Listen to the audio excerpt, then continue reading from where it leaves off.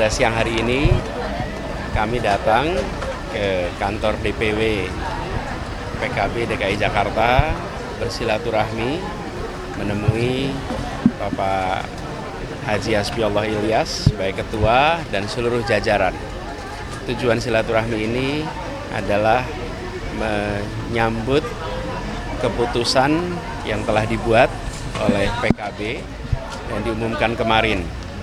Kami sampaikan bahwa ini adalah sebuah kepercayaan, ini adalah sebuah amanah, dan kami sampaikan rasa terima kasih, rasa hormat, dan perjuangan untuk kita menghadirkan kesetaraan di Jakarta, insya Allah akan menjadi fokus utama kita.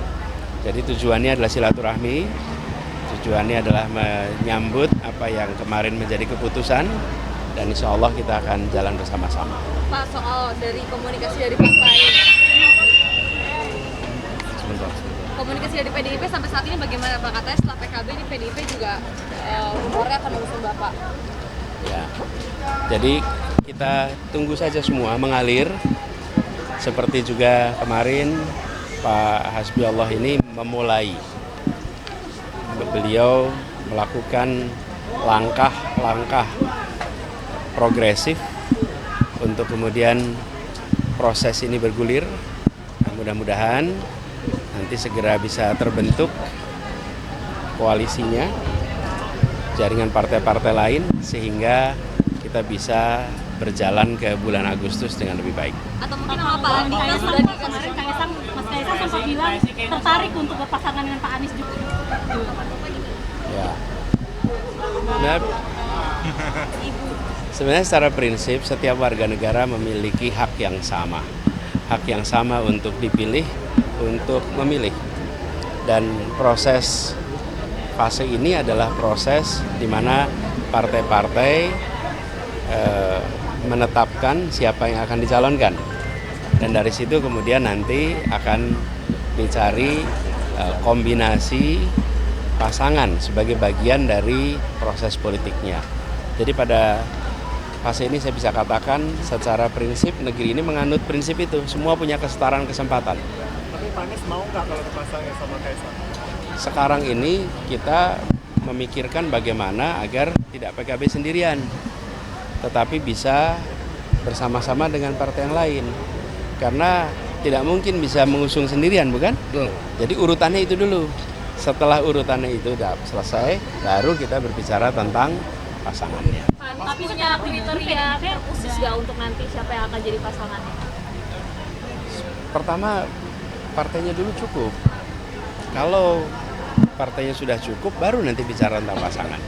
Mas, secara pribadi PDIP udah menghubungi Bapak belum Pak untuk tertarik mengusung Bapak ketemu, karena ini dari DPD-nya sendiri sudah mengirimkan nama ke DPP-nya gitu, nama Pak Anies. Ya. Sudah, DPW sudah menyampaikan kepada saya dan saya sampaikan terima kasih, apresiasi, dan kita lihat prosesnya ke depan. Kalau misalnya nanti disodorkan nama Pak Andika dari PDIP, Bapak bagaimana Pak? Seperti saya bilang tadi, urutannya adalah terbentuk pengusung yang cukup, baru dari situ bicara tentang kombinasi pasangan. Pak, untuk Nasdem dan PKS Pak mungkin ya menghubungi Pak Anies juga Pak bicara lebih lanjut. Begini, semuanya sudah ada pembicaraan, tapi kita tunggu seluruh proses sampai selesai. Ada persyaratan khusus dari partai-partai lain nggak sih Pak saat menghubungi Bapak?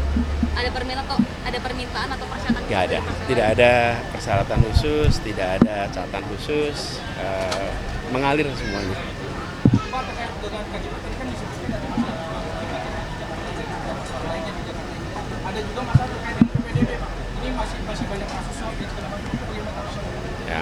Jadi begini teman-teman, kita ingin agar masyarakat di Jakarta ini merasa tenang, lapangan pekerjaannya tersedia, pendidikan berkualitasnya untuk semua, fasilitas kesehatannya berkualitas untuk semua, kemudian transportasi umumnya berkembang, memfasilitasi semua. Pondasi awalnya sudah dikerjakan kemarin. Dan akhir-akhir ini kita menyaksikan ada pergeseran. Karena itu salah satu rencana utama adalah mengembalikan pada realnya supaya kesetaraan itu hadir kembali. Dan tadi saya sampaikan prinsipnya, menguatkan yang lemah tanpa melemahkan yang kuat. Kemudian membesarkan yang kecil tanpa mengecilkan yang besar. Dan itu yang akan kami teruskan di Jakarta. Jadi kebijakan-kebijakan tadi yang Anda tanyakan itu termasuk kebijakan yang nanti harus dilakukan koreksi. Pak Anies, Cukup ya? ini ada tanggapan dari beberapa Pak Ketua? pihak, Pak Anies levelnya tuh udah di presiden gitu Pak. Kok masih mau balik lagi ke tahap gubernur untuk mengungsi Jakarta Pak? Alasannya apa Pak? Jadi setiap tanggung jawab yang diberikan itu adalah tanggung jawab kepercayaan. Jadi saya sampaikan bahwa proses pemilihan presiden adalah sebuah kompetisi. Ada awal dan ada akhir. Saya hadir di awal ketika penetapan calon dan saya hadir di akhir pada saat penetapan hasil. Sesudah proses itu selesai, masing-masing kembali kepada tugasnya. Pak Prabowo yang waktu itu Menteri Pertahanan menjadi Capres. Selesai Pilpres kembali menjadi Menteri Pertahanan. Gus Imin Ketua PKB menjadi Cawapres. Setelah selesai proses Pilpres kembali menjadi Ketua PKB. Jadi proses Pilpres itu ada awal dan ada akhir. Setelah selesai masing-masing kembali kepada tugas masing-masing. Nah, saya bertugas di Jakarta. Ketika tugas di Jakarta, 1 periode saya sudah kerjakan. Sesudah selesai proses Pilpres, saya kembali kepada posisi semula. Sebagai apa? Sebagai gubernur yang sudah menyelesaikan 1 periode dan ada pilkada periode berikutnya.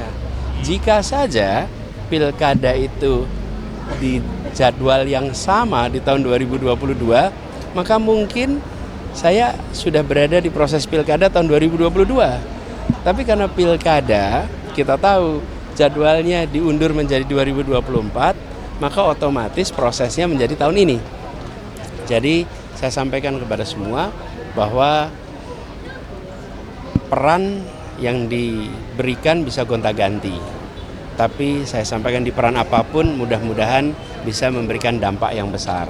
Nah, ketika PKB memberikan kepercayaan untuk menjadi calon gubernur dan mudah-mudahan ini bisa dijalankan nantinya, melanjutkan yang dulu pernah dikerjakan, meningkatkan yang dulu pernah dicapai, mudah-mudahan dampaknya akan baik untuk kita semua.